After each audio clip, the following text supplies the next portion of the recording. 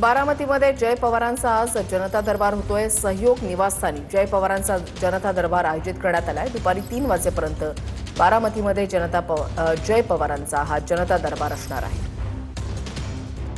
दीपक कापरे आमचे प्रतिनिधी या संदर्भातली अधिक माहिती देतील। दीपक,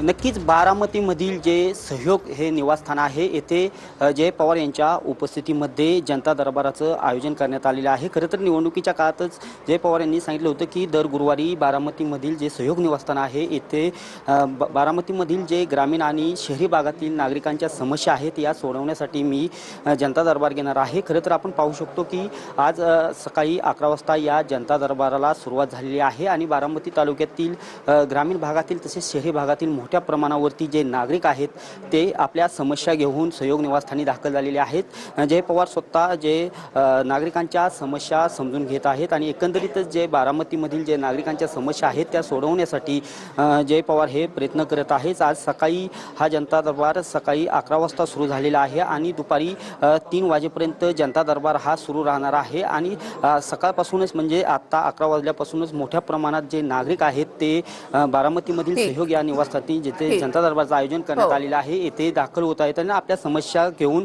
त्या मांडताना दिसत आहेत। नक्कीच धन्यवाद दीपक दिलेल्या सविस्तर माहितीसाठी।